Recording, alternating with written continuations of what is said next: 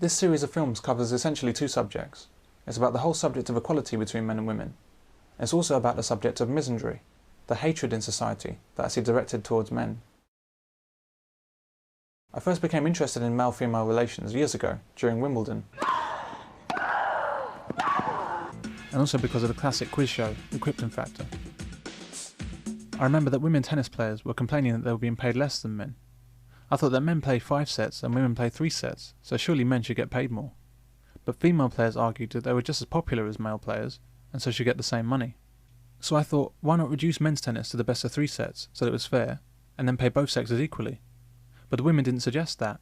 They just argued to be paid the same.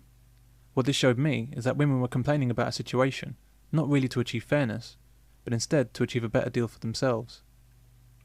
Now men and women do get the same prize money at Wimbledon. This was $700,000 in 2007. Equality has finally caught up with the home of British tennis, was the way one news source put it. But if this is equality, why do men have to work harder for the same reward? Why is it okay to discriminate against men in the amount of work they must do, but not okay to discriminate in their favour in the amount that they're paid? In The Krypton Factor, men and women competed head-to-head in mental and physical challenges. But in the main physical event, the assault course, the women received a 45-second head start over the men, and if they crossed the line first, they were called the winners. Even at age 9 watching this, I just couldn't understand the logic. How could a man be beaten by a woman who hadn't done as well? If women couldn't compete fairly with men, why were they competing at all? This was an eye-opener for me, and I've been especially interested in male-female relations ever since. It was only in 2002 that I decided to make these films as an attempt to catalogue and explain some of what I see going on around me in society. All across television, radio, newspapers, the internet, and in government policy, I see very clear discrimination against men on an almost continual basis. Men are presented as plain bad. Men are portrayed as evil, criminal and abusive, or else pathetic and unnecessary. Men seem to be under sustained attack in the media. I'm a man, and I don't recognise myself in any of these portrayals. I also don't recognise my friends or family. I've looked extensively into the reasons behind this depiction of men, and it's led me to a number of conclusions about just what's going on in our society today.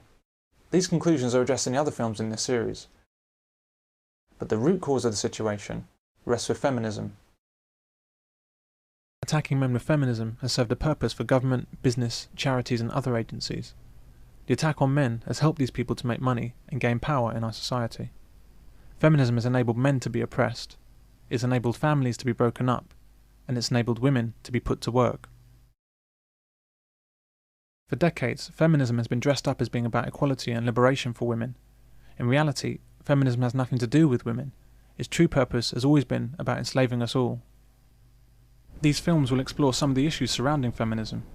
These include domestic violence, child abuse, fatherlessness, equality, health and education.